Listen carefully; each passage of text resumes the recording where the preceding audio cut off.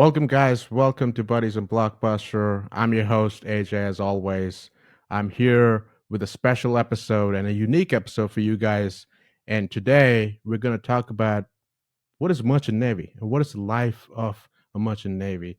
Is it actually related to the navy that you guys know? We're going to dig into all the details. And guess what? In this episode, we're getting our first special guest, and I'm blessed to have this person in my family, because I love him a lot. I have with me, I'd like to introduce Mr. Nathan Burgess onto the episode. I call him Nets. I don't call him my uncle because sometimes he looks younger than me. I look older sometimes, so I call him Nets. Um, and he is into merchant navy. He's gone all the way to being a captain. And I thought, just for the normal audience, just like me, I thought it would be a good episode to just go through what this profession and this career is about and gather his experience and knowledge. And I think that'll be something unique. So, Nets, welcome aboard. I hope you're excited. I'm very excited and happy that you're giving your time. I know you're busy, but hope you're excited for this episode. Hi, hello, Alan, and I call him Cooks. Thank you for having me here. Really happy to know that your channel is doing so well. Actually, yeah, I've also been seeing all the videos and stuff. Great job you and Bob are doing actually. Thank you. Yeah, and I just thought I told this to Bob as well. Like when we have our first special guest, it's going to be you, because your career and profession is so unique. I don't have friends or even our general family. Not everybody is into like merchant navy, right? They're in the usual careers that they have. So it was really my idea from the beginning to have you on board. So I'm really happy that we can spend some time to gather your expertise and your experience, and we'll go from there. So without further ado, I think the best piece or best starting point would be, can you share what is merchant navy? Is it actually related to the navy that we all know, or is it completely different? And how does it kind of impact our economy in general? Okay, coming to the point is it's a common confusion what people have that whether merchant navy and the normal navy is the same.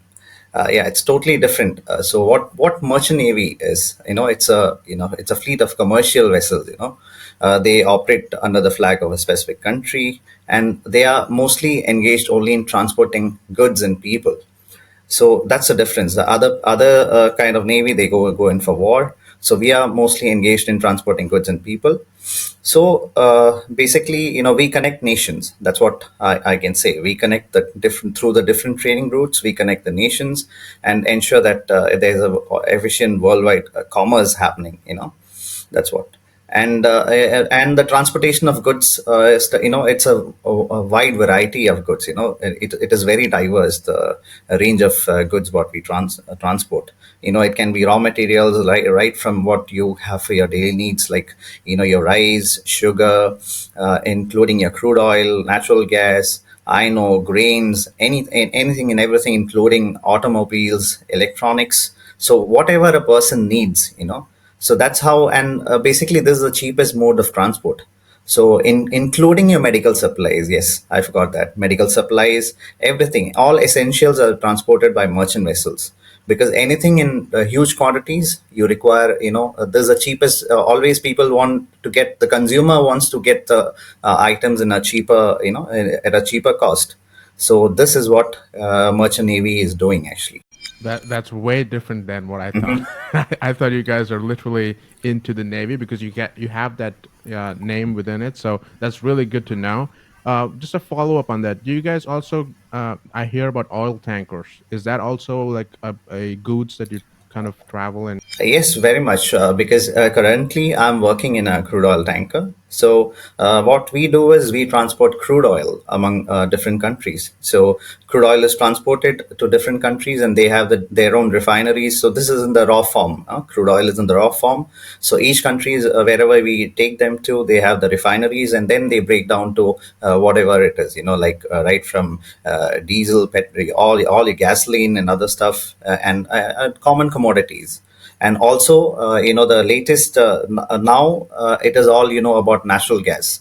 So even that is also transported via ships. You have this petroleum gases, natural gas. All these are transported via vessels, merchant ships. Nice. I mean, that's good to know. And I know you're, at least for me, you shared this. You're a captain now, but I think it would be good for the audience to know what specific kind of qualifications in terms of education that you've actually done. Whether it's a specific kind of bachelor's, or I know there's a bunch of licenses and certifications that you had to do. Can you share on that piece on what it takes to get into this field? Yeah, I can do that. So each country has got different different criteria actually. So currently, I think I'll share the current scenario, because when I had joined the Merchant Navy, it was totally different. The way of joining was different. So basically, you need to have several educational qualifications training actually. So first of all, basic thing is you need to complete. I'm talking about mostly India. So, firstly, you need to complete your higher secondary education. So that's a basic, and then you have to pursue a bachelor's degree in nautical science. So it is either so basically there are two departments. There are two departments, major departments. That is the deck side, which is the administrative part, and also the engine department where we have the engineers and all. So you either need to pursue a bachelor's in nautical science, or you need to do your marine engineering from a recognized maritime institute. So, and some of the key courses and stuff is it is like navigation, ship stability, marine engineering, meteorology, maritime law, ship management. So there are these all provide a comprehensive understanding for the various aspects of ship operations and management and stuff. So first you start complete your course. After that you have to go on training on board. So you need to undergo practical training. So the practical experience is typically gained through cadet training programs, or you can call them onboard apprenticeships. So during this period, what happens is you work under experienced officers and gain hands-on experience in different roles and responsibilities. So once you complete this, there is a specific time. Example, like 1 year. For the deck department, you need to be at least. For 12 months you need to do your apprenticeship for 12 months, and for the engineers you need to do for a minimum of 6 months. Then you come back, then you give your exams with the approved director general of shipping approved exam. You need to complete your examinations. Then for each certification, for the each rank or promotion what you get, so you need to complete examinations. So and for each before each rank, you have a specified C time which you need to complete as well. you know so you go back, you carry out your exams. Once you clear, then you come back on board, work in a particular rank for a particular period of time. Then you go back to land again and appear for your exams. So it's a lengthy process actually. It's a little lengthy process. And luckily for me, I have got done with all these. And till you complete your studies, it's a hectic thing, because you're aging as well, and it's difficult to remember things and stuff. That is also there. So, and other than that, they must also obtain several licenses and certifications. That is, the international, as per the international standards, we call them the STCW, and which includes mandatory safety and security training as well. So these are additional to your your normal studies. So that is what. And to become a merchant navy captain, like example, if it is a captain, you need to first become like I said, you need to enroll as a cadet. Then you enroll as a third officer, second mate, and then a chief mate, and then finally a captain. That is what. Got it. And just high level, I know you took a while and you were definitely working hard to get this to this position. How long or how many years did it take for you to go from cadet all the way to captain? I have taken round about 16 years, I guess. Yeah. Yes, and it also depends. So the thing is, it depends on the type of vessel. So in the merchant navy, we have something like, if some companies and some shipping companies, like the companies which I work for, so you have to, your examination requirement is only 3 years. Example, you complete as a chief mate, you complete 3 years, and then you can become a master, or you can complete your exam. So once you complete your exam as a master's exam successfully, you can be promoted. That is the examination point of view. But most of the companies, they have a practical requirement that, it has to be, the person has to be, I mean, having an experience of minimum 48 months. So that's how, it keeps going up. So the examination requirement is the minimum, but the companies, they see the practical aspect, because sometimes, you promote a person very fast, and it's not going to be easy for them. Yeah, and I usually think of, when we think about 16 years, it's like, oh, only engineers or doctors would take so long. But you see, this profession itself, you need the time, you need that experience and exposure to get to being a captain, and so that you have everything in the right order. And it's a good point that you raise about, okay, if you promote somebody too quick, chance of failure is a lot more quick, at least in this profession. Yes, definitely, actually, because one of the major aspects is that you're always, you might be always dealing with challenges, actually, and these things are always very much different, not the same thing. And these challenges and these scenarios which pop up sometimes, which pop up all of a sudden, you really require experience to, get over it, especially on a vessel, which when you're in the high seas, and where, nowadays it's much better, you have better communications, you can communicate with shore. Olden days, what used to happen is, you're on your own. So it's like that's why, even when we are taught, we are told that the ship is like a floating island. Actually, it's like a floating island with, you have people with minimum resources. So if you're in shore, example, you have some breakdown of your equipment, you can just hire a, technician from that particular company to come over and, sort out the issues. But on board a ship in the middle of the sea, you really require people, to have thorough knowledge of what is there, and so that, you can get overcome the obstacles. Yeah, and just to follow up on that, we spoke about the educational requirement and the experience. In your eyes, since you're successful at it, what are the other personality skills or qualities that you believe was right? Because when I think about a captain, yeah, you got to have good leadership skills. But is there anything else that's needed for being successful? Okay, so I can rather put it like, what all is required for the career in the merchant navy. Yeah, so in that I can add everything for, all the qualities, which you require to thrive in this field, actually. So first and foremost is, physical fitness and stamina.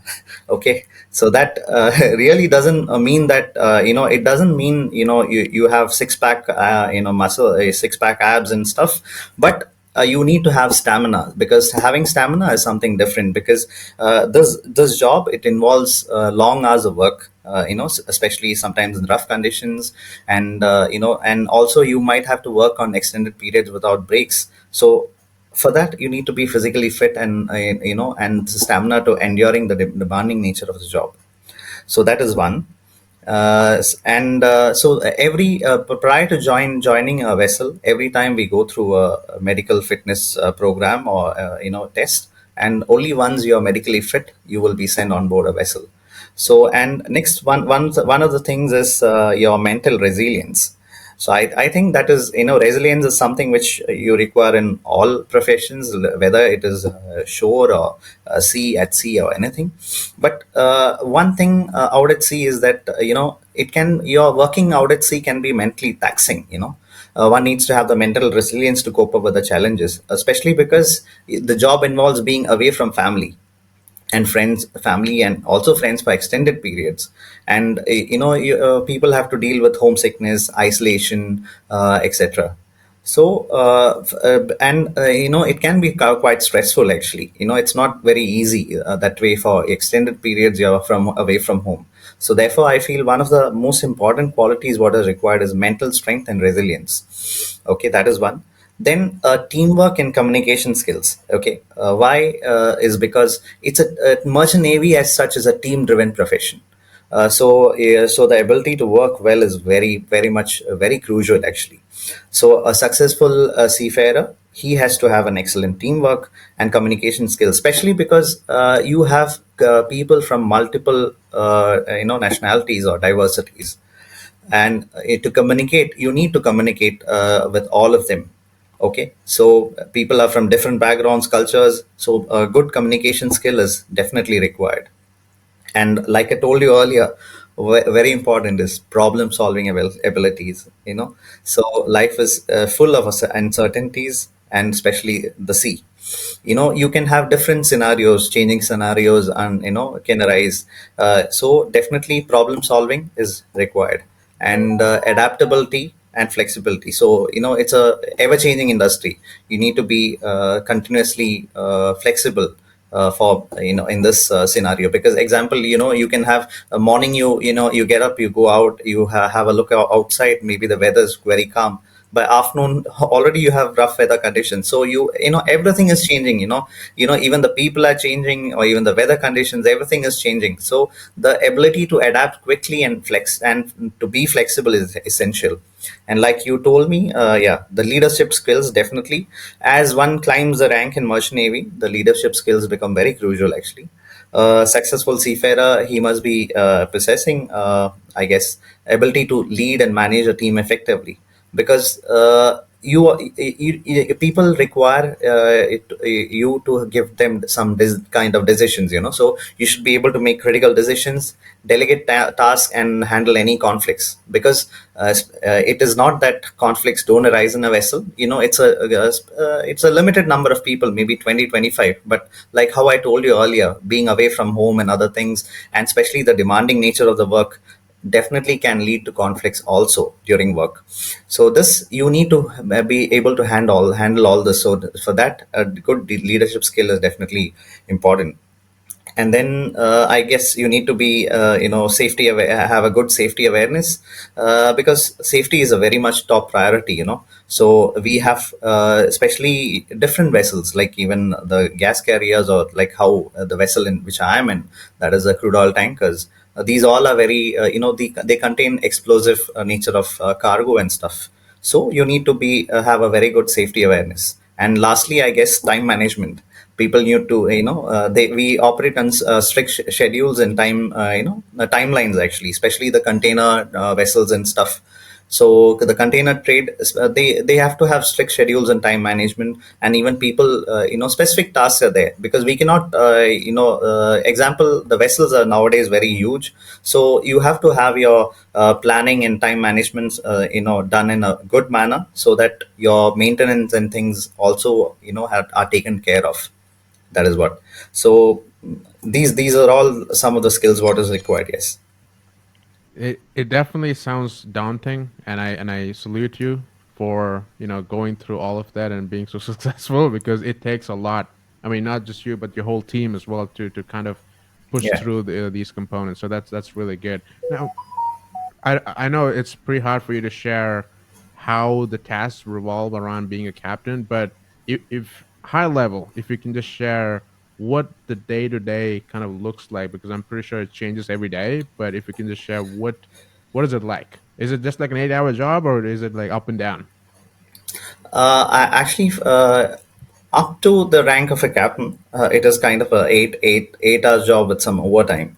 But once you're the captain, I guess there is no time frame as such. You can be on call at any point of time. So that is what. And as a captain, one of my fundamental aspects is navigation. So navigating the vessel. So basically, if you want to know how to go about it, like most of the days, this is what I do. Analyzing the weather reports, latest navigational updates, etc. I analyze that, and also review on the plan course. So this is the first thing. Like once I'm up, or I know this is what I do. Because most of the thing, like times, like how you said, I might have to make necessary adjustments for the weather, current, traffic, Yep. etc. After that, so one is the navigation. I check the navigational requirements. After that, I take part in the crew toolbox briefings, and I address any safety concerns if required. So this I attend the deck toolbox meeting, which is conducted by the chief mate, and I just witness that, and just see how they're going about things, and any safety concern and stuff I do address. And then one of the most important job as a captain is communication, my daily communication, that is with the owners, operators, charterers, etc. And also the communication part is very important, because I'm the link between the ship and shore. That's what is it. So I have to then, once I get the messages and emails, then I designate or delegate to different departments. And well, that is one of the core things what I do. So mostly the time gets occupied in that, and after that I make my daily rounds in the ship, checking on the crew, ensuring everything is okay. And every noon I spend some time again on the bridge, monitoring the ship's progress and performance, including the fuel consumption and other variables. We have the ship would be under a specific charter party, and we have to be within the stipulated consumption levels, quantities and all. So we cannot overshoot. Example, if they're given us 35-ton consumption for one day, I cannot just overshoot it. So all these things have to be also taken care. And then safety protocols also very important. So most of the time we might be planning for some drills and stuff, that is weekly. I can tell it more and more as a weekly routine or something. And once in a week or twice in a week we conduct regular safety drills for fire, abandoned ship, man overboard situations, example.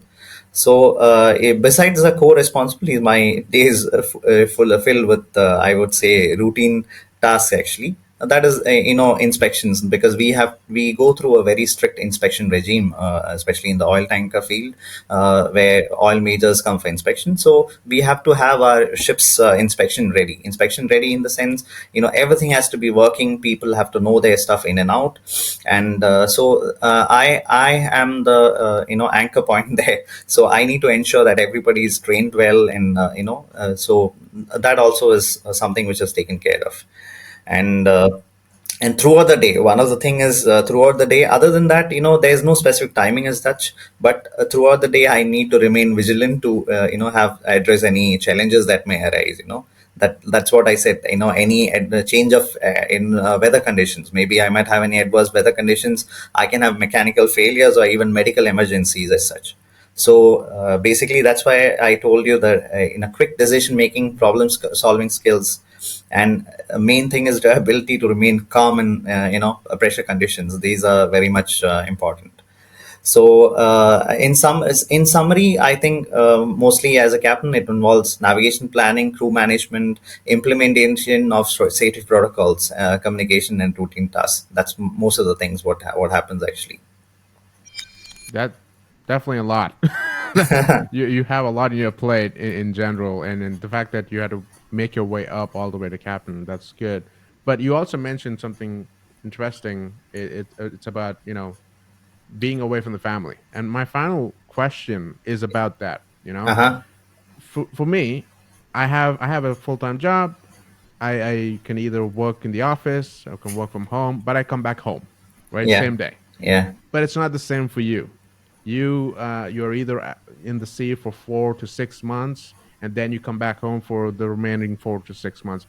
How are you like the work life balance? How is that going into play? Plus, how's the family doing? Because you have kids, you have a wife. How are they coping up with this? How did they get used to it?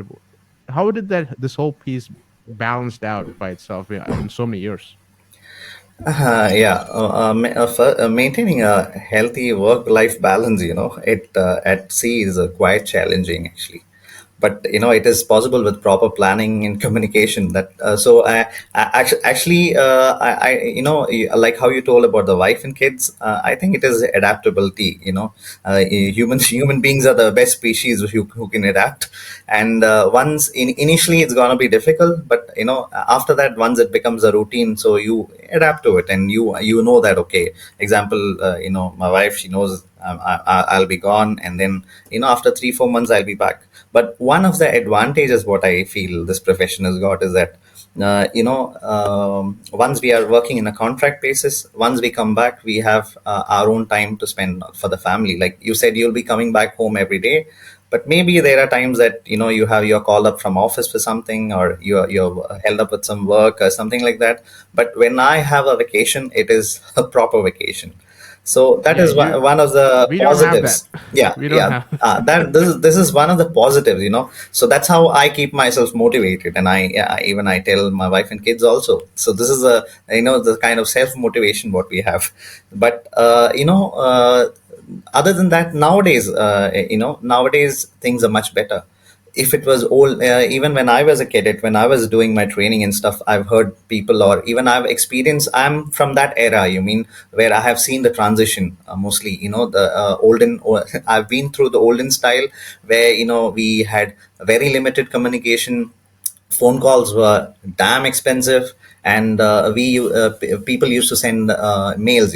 So in the olden times, people used to just receive the mails, and that too, the mails used to reach after in maybe 5-6 months. Maybe you send an email and they had to connect it, and people used to get those emails for after 5-6 months and stuff, same like how it used to happen in the army and things.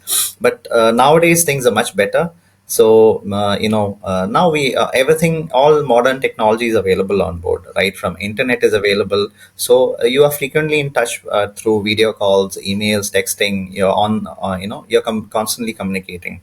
So as such, nowadays the issue with long distance communication is happening. So there are no much issues like how it was earlier. So another thing is so communication part is taken care, so at least you are able to communicate with family, and so then automatically you are self motivated, or your mental stress is less low these days. But other than that, on board, what we have is we do have some leisure activities, and we have some team sessions, we have some like we have some sessions or social Sundays and stuff, where we have get-togethers, very frequent get-togethers. We have some common movie time, and also games, like in we have a lot of indoor games, any all the indoor games available on board. And then we do have basketball. Okay, but we do have basketball. Yeah, and also in our kind of vessel, we can even play cricket on board. So everything is available. No, maybe not soccer, but yeah, cricket. You can play cricket. So people, that's how people try to have maintain a positive mindset, and thereby their stress is managed. And also we have the swimming pool, so people can head out to the pool and stuff. So that way things are better actually. But definitely it is difficult, it is not very easily like it is difficult to balance, but it is all how you go about it, a personal thing. So that's why nowadays, especially nowadays, the youngsters, what I noticed is nowadays the youngsters who are coming on board, they're finding it difficult. Why is because of these things, because they are from a very young age they are used to having a lot of communication and stuff, but once you come on board it is a little limited. Yeah, so they are finding it difficult. That is what is happening nowadays. Well, with experience, they'll get better, I guess. But kudos to you and the family to kind of get used to this, because it'll be hard for me. You know me. It'll be really hard for me. So, I mean, Oh, I I really forgot one more appreciate thing, you and taking. also we, Yeah, we yeah. we do Go have ahead. shore leaves. So people do get shore leaves once we go to different countries. People can go out. Unfortunately, the Oh yeah, kind of vessels which I'm trading in, they are like very large crude carriers. So we hardly get ports, but definitely the smaller ships and stuff, people regularly get to go out. So that's also something different, So you can go out, refresh yourself, that's and good. get back. So that is something which I Yeah. missed out. Yeah. That's good, and at least you have that option to actually basically in your passport. I'm pretty sure you have all the countries by now. But honestly, this has been one of the best episodes in Buddies and Blockbusters because it's been so informative, all details, and I hope the audience gets a feel about the life of a merchant navy. This is what it takes to become a captain in this profession, and all the whether the struggles, hardworking, but at the end, Nitz is passionate about it, and this is why he's doing it, right? So I hope you all liked what you've got. I really appreciate Nets, you coming over and giving us your experience and expertise. Thank you for your time. Yeah, thanks a lot. Thanks a lot for having me. Yeah. Yeah, for sure. And as always, the cringy moment. Be sure to like, subscribe, and share as we're gonna get more special guests and unique experiences as we move forward. So thank you guys.